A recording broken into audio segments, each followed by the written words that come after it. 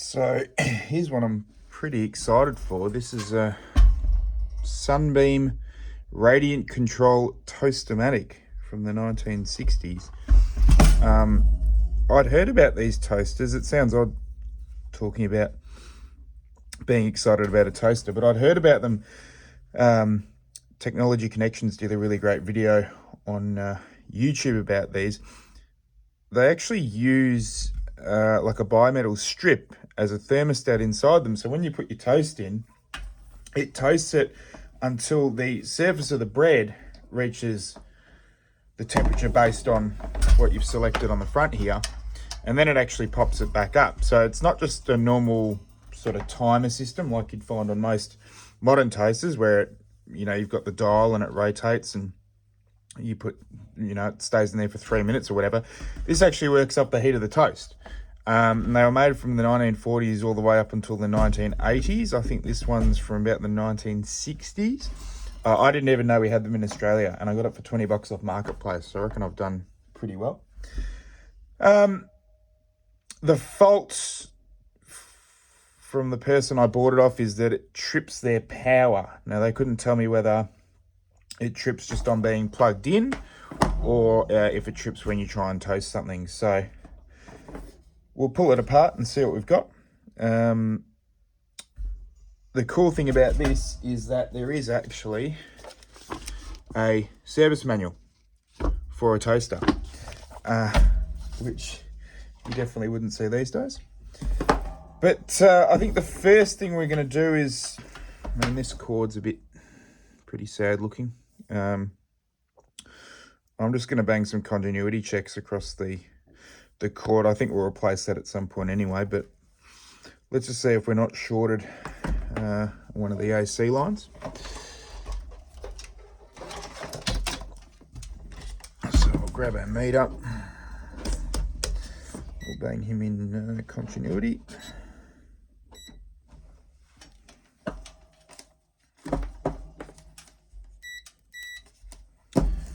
Right.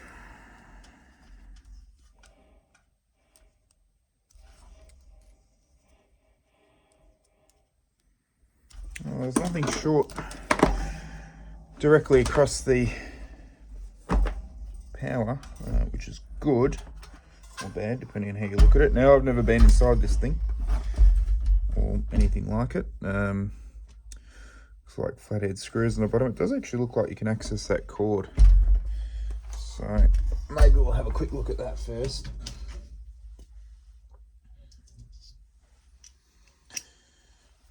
Now, bear in mind, I have no idea what I'm doing. I'm just a monkey with a screwdriver. And really don't take any of what I'm doing or saying too seriously.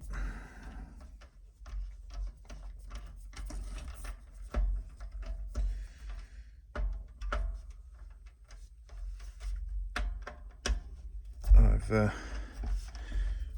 never attempted to fix a toaster before. Not an appliance you'd normally fix. You just go to Kmart and buy a new one. Alright, so there's a few crumbs and things in amongst the cord here, but the cord itself is definitely reasonably old. But there's nothing there that sort of sets off instant alarm bells. We'll just test the continuity.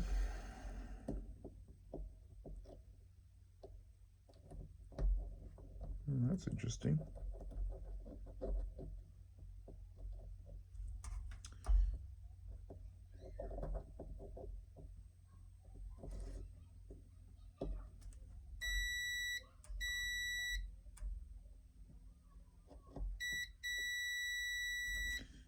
I'm getting continuity there,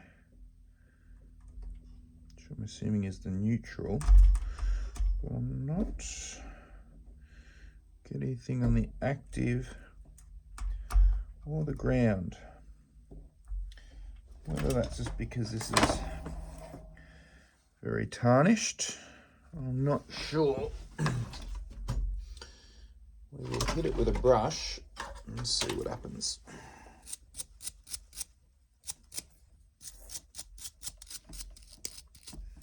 It's just a brass brush. Try and take any corrosion or anything off there. There's a little bit, but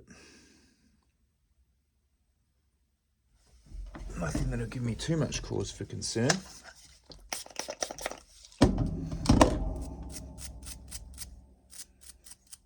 As I said, I do plan on sort of replacing this plug, or this whole lead really. It's easy enough to do, and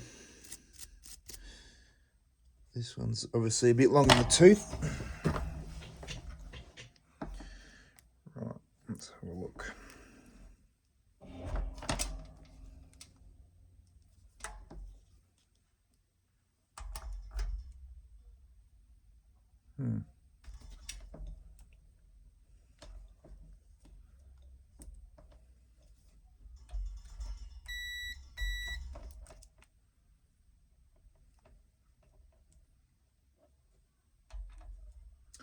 Still nothing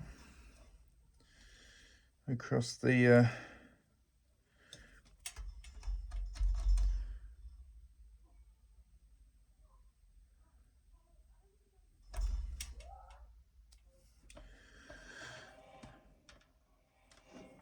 active there, which is interesting. So that now makes me think it's perhaps just the cord.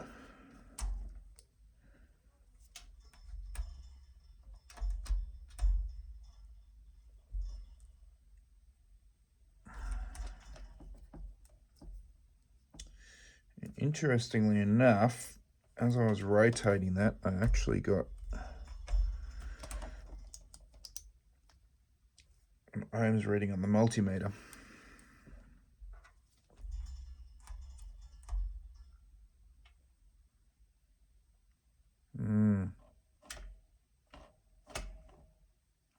Yeah, as I move that cord, it actually is giving me up to about 300 ohms.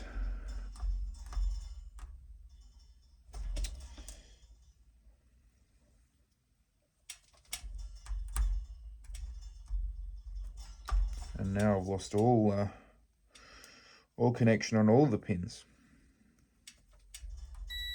Oh, there we go. Now we're back on active. No, sorry, neutral.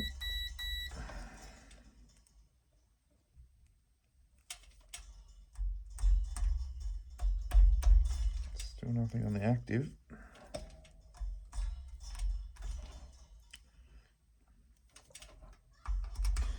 And still nothing on the ground. So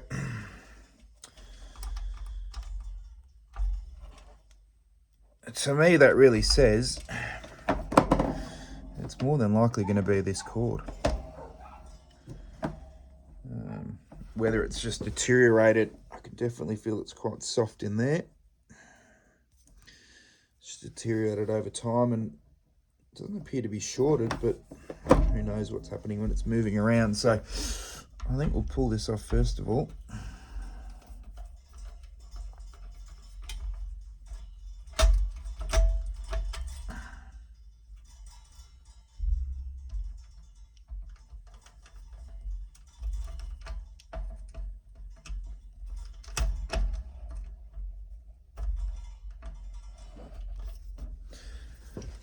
Change that tip.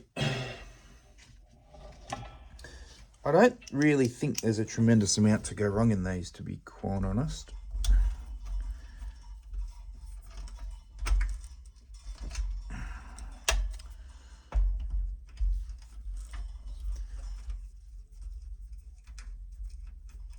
There's no complex circuits or anything. It's a lot of it's mechanical. And you can see in the service manual, which I have printed,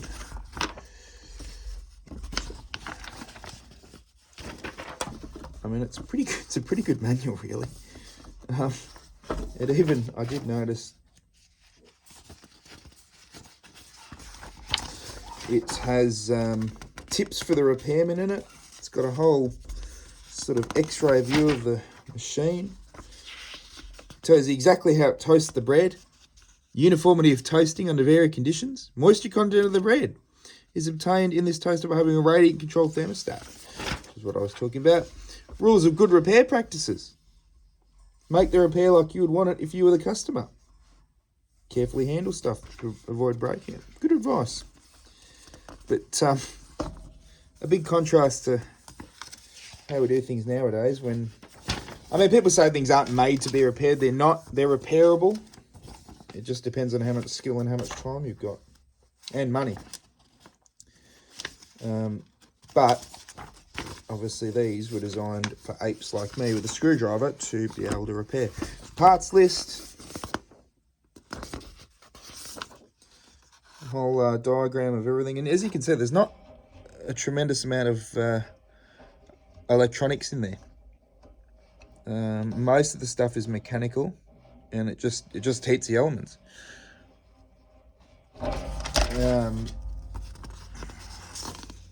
There's even a little box you can build to put the case back in. Really pretty thorough stuff. Anyway, I'm going to go and see if I have another AC cord here, and I'll come back and we'll hopefully get that installed.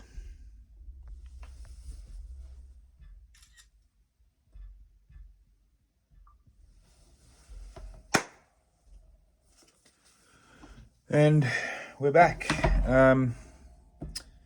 So, new power cord. Here's one I've prepared earlier. Here's our old one. The old one's using the old Australian code, which I think was red was your active, black is your neutral, and then green's still your ground. We've got a nice new coded one. So brown's now active, blue's the neutral, ground's the same. So we'll strip them off and get that banged in there and see how we go.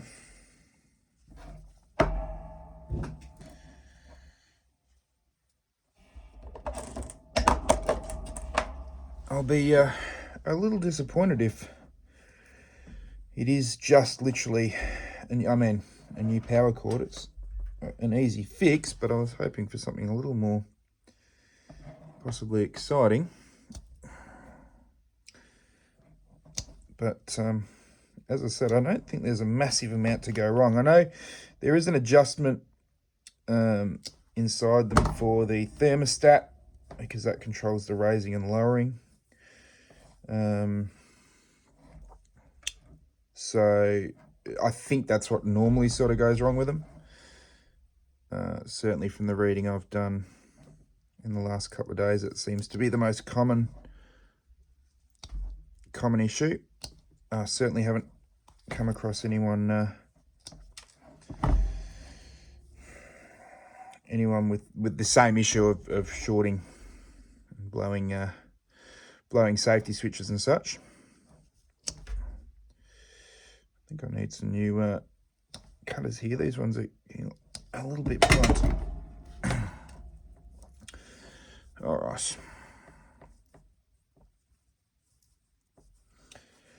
So they're all stripped. Now we'll just plug it in so that we can make sure. No, only joking.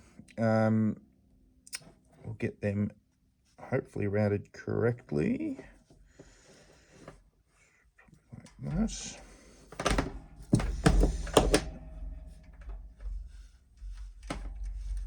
Now, it does seem a little bit finicky.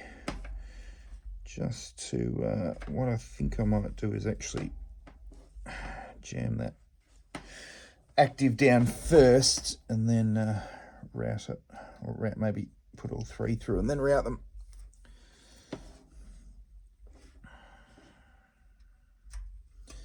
Because otherwise it's going to be painful, I think. So that should go the other way.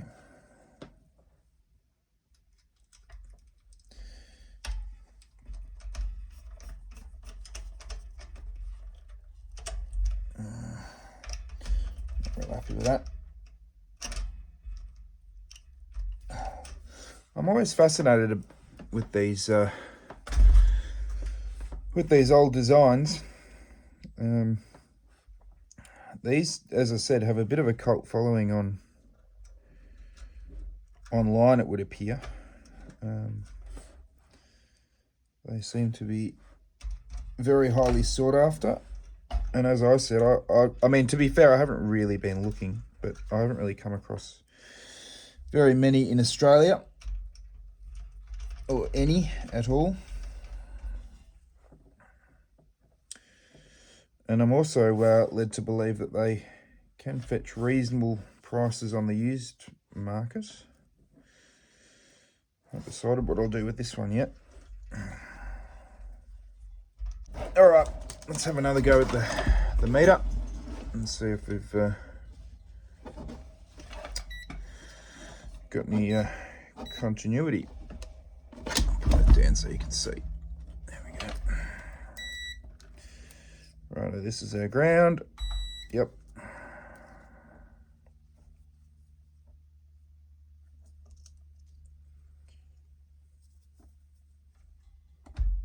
And active.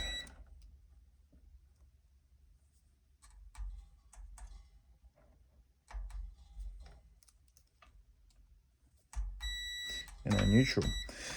So at least we've got continuity through the cord now. I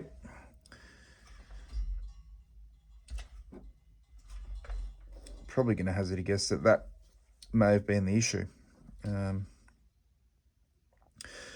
But we'll put it back together, and I might just take the casing off, just so we can have a look at what's inside, really, and see if anything sticks out. But I won't bore you with that on camera, so I'll come back.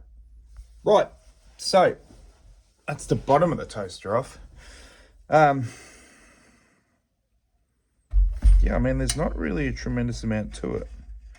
That's your temperature control.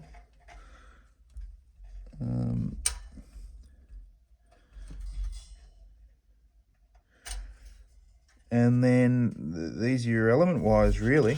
Now it does come apart. It's absolutely filthy. I'm gonna have to vacuum the whole joint after this, but I'm curious just to pull those Phillips heads on the front out and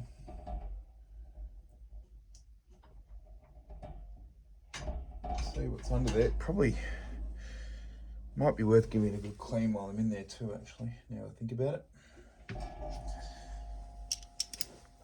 Because it's too small. I believe this was, yeah, if this is 1964, this one was built.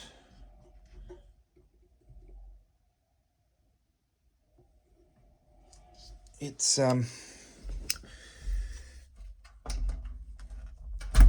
many years of toast built up in it.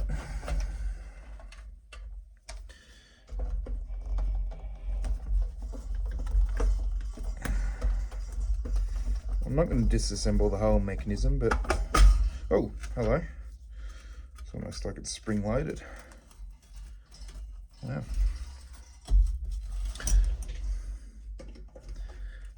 The service manual does say that you should use a felt-backed pad on your workbench so you don't scratch it. Oh yeah, that's just a little bit under tension. So now, oh, hello. Bloody hell. Yeah, the whole thing needs a good scrub, I think. Christ. Right. That's our toaster.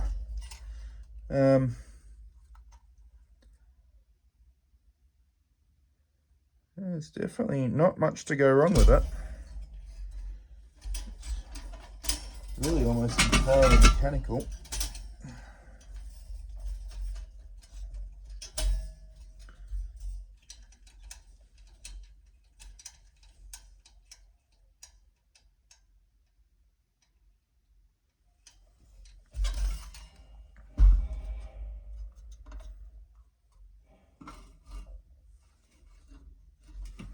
And I'm assuming this is our thermostat mechanism here. I really don't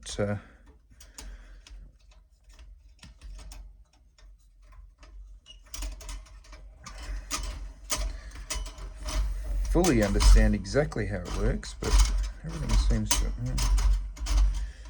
move okay. That's your lever. So you put the toast in and then it automatically drops it down. And that all seems free. I can't see anything else majorly wrong, but like I said, monkey with a screwdriver. I don't have a huge amount of experience with this stuff, so I'm learning as we go. Oh yeah, fairly rusty in there. I am just going to go and give this a clean up while I've got it apart, and we'll come back a bit later on and see how we went. I ended up having to disconnect everything to pull this out, and yeah, look at that, it needs a clean. So we'll go and do that. We'll come back later and we'll see if we can't get her running. Okay, just having had a look at this mechanism a little bit more. It's pretty simple, really. I think the devil's in the details, but there's this little arm here. So when you put your toast in, that contacts with this here. This is your bimetal strip, which effectively acts as your thermostat. And there's only a very small gap between the two contacts here and here, which then conduct to the heating elements. So when this is pushed, I imagine it closes that gap, the power comes on, it starts heating up, and at a certain point, based off this mechanism down here, which is your light and dark control, which I think is just a very simple variable resistor with an adjustment there that you can change. When it hits a certain temperature, it basically cuts those relays there, and once there's no more power, the toast rises. As I said, there's no electronics in this. It's just very, very simple, effectively mechanical relay. So we'll put it back together and then we'll see how we go. All right, so I have given her a clean up. It's come up okay. There's a few imperfections. I kind of like it when stuff like this has a patina because it's got a story, you know. These appliances always have a story, and this one's old enough to have a few. So I don't actually mind. It's scratched. It's, you know, the labelling's coming off, all that sort of stuff. But I actually quite like that, and it actually cleaned up not too badly. Of course, it looks terrible under the bright light there. Changed the power cord over. I wasn't super happy with that first one, so I've actually I just tinned up the ends of the wire just to make it a little bit easier to get in with those screws. So I'll just get this earth wire sorted out, and then we'll almost be ready to try and give her a test run. All right, so we've got a toaster, we've got a new cord. What I'm going to do is plug it into the variac, which is connected to my isolation transformer. And I'm just going to bring it up slowly. Not that will particularly help if there's a short or anything, but it may help if we go through a fuse first, but we'll see. This is connected to a surge protected power board, and then of course there's the safety switch in the house, which should take most of it, but we got a little bit of voltage going to it now. That's 100 volts.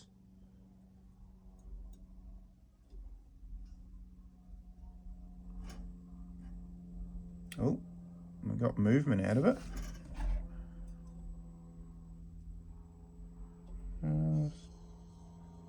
Oh.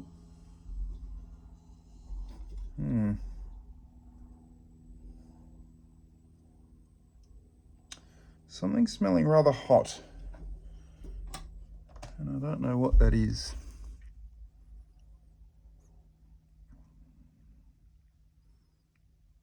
And I wonder if that was almost like it was starting to toast. But of course, there's no bread in it. I have just given it a clean, so if it is getting heat,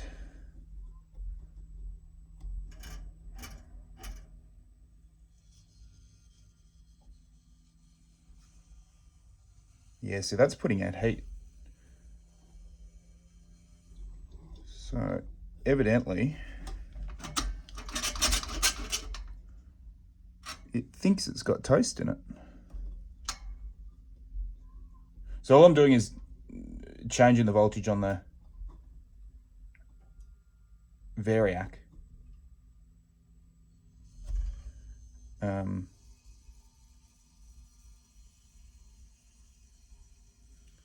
look, on the upside it appears to be working. The downside is I think it needs an adjustment. All right, so we're deep in troubleshooting territory here. I've just pulled off the thermostat. And you can actually see the bimetal strip that runs down in there. It's a little bit hard to tell because my service manual doesn't have this particular mechanism in it. So I'm going to have a play around. I'm going to pull this relay off and try and bolt all this back together. I did have this part come out, which slots in there and puts tension on this lever here. So it's just a matter of working out what's gone wrong. I can't see any major failures of anything. But of course the toaster's refusing to stay off. So there'll be a little bit of trial and error with this while I work out how the mechanism works and whether we can fix it. Okay, that was a long muck around. So all that needed adjusting, I think, was this screw here. Because I've had all this out, I've checked it all. There's that strip actually, it's a little bit hard to see, but it actually snaps back and forward. So right now it's in the, I guess what you call the off position. Or it should be anyway.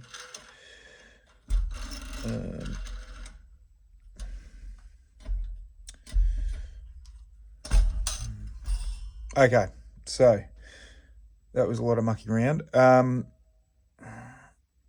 pulled this thermostat out. I think that what needed adjusting was just this screw here. So this little metal strip, you can't really see it. It's just in there with the shiny bit on it. That actually snaps back and forward. So when you put a bit of toast in, this little trigger mechanism gets triggered.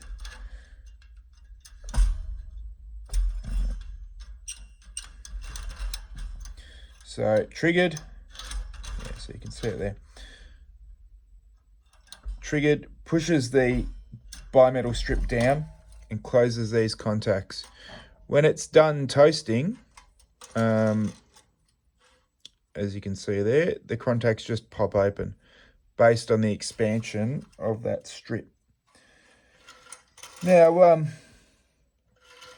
what remains to be seen is whether it's calibrated properly and will toast correctly. But I think that will at least let me power it up without it just coming on automatically.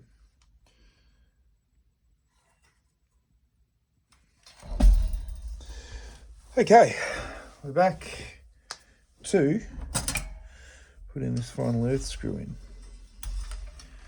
I'm sure you're all excited for. And I mean that sarcastically. This has taken quite a few hours, mainly because, as I said, I'm a monkey with a screwdriver, and sometimes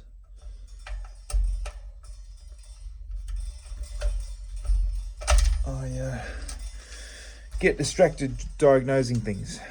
Well, not distracted, but just chase your tail a little bit. I think I probably could have just gotten away with adjusting that screw on the bottom, because that adjusts the the point at which that strip will actually flick back into the off position. And had I thought about it a bit, well, I didn't know how it worked, to be honest, so that was quite useful, if only to actually know how the thing works properly. But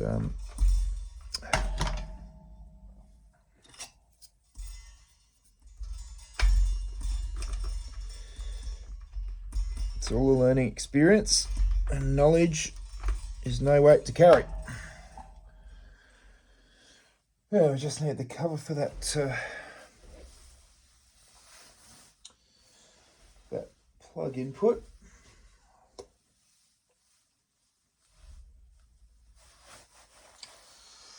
Should be great if I could find it.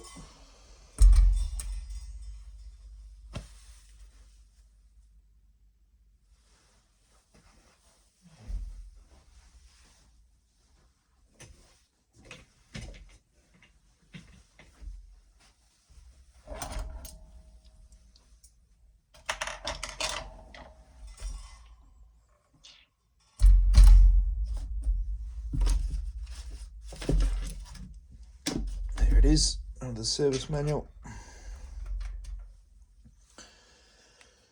Now,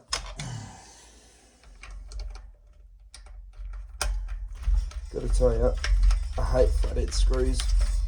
Trying to get that thermostat back together. I didn't do it on camera, but it took me, I reckon, over an hour.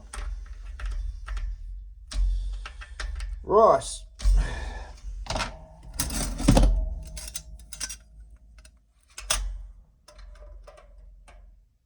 Of course. Too early on the screw, but you know what? That's not going to affect anything. We're just going to flip it over. And let's find out if the thing will toast. So, variac on. Repairing on. I am no longer getting any heat. So that's at 240 volts now. Now if I hit this little bar here with the end of a toothbrush, I don't get bloody shocked, it should start toasting theoretically. Let's have a go.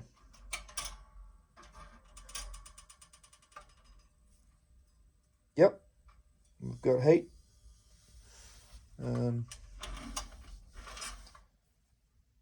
And just by adjusting that that light and dark adjustment, I can actually switch it off. So that now appears, needs a bit of grease on it, but that appears to be working. So we'll have to go down and toast some bread.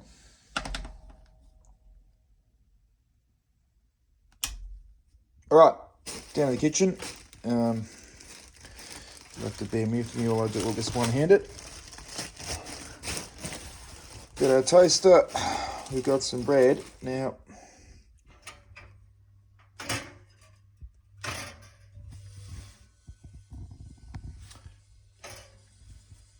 oh geez, she's got a bit of power in her. That mechanism, I think, just needs some adjustment.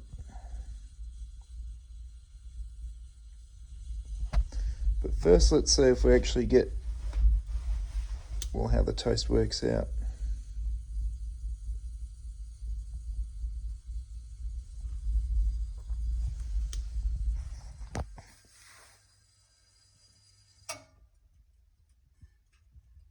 Oh, interesting. Well, that stopped very quickly. I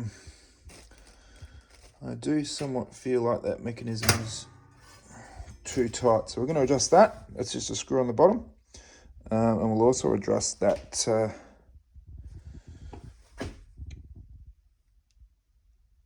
the light and dark adjustment too. So the adjustment for the tension on that lowering mechanism is just here.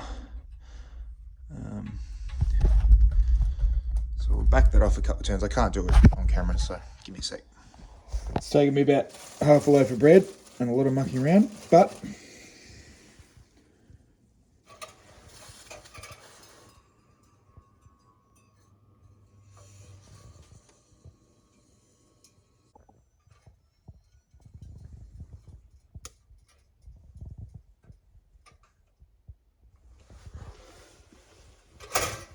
toast. Pretty good, I reckon. So she works. So the Toast-O-Matic now back working. It was an interesting couple of hours, to be quite honest. I think the only fault was probably that it needed a new power cord. But of course, and an adjustment to that, to where you can adjust effectively when that bimetal strip pops back and turns the appliance off once the toast is hot enough. I think that just needed adjustment, and I went chasing my tail trying to troubleshoot it. So apart from that, yeah, it was just a new power cord. Probably that adjustment, I could have had it done in half an hour, but instead I got to learn a little bit about how the machine works, and so all in all, not a waste, but a nifty little device. And I think it's gonna live in the kitchen for a bit, and I'll see if it how it performs day to day. But yeah, it was an interesting look at some engineering from yesteryear, and I can definitely understand why they don't. I mean, I wouldn't want to leave this plugged in by itself with the switch on, just because, as we've seen, that all it needs is to do is activate itself, and then suddenly your house is burning down.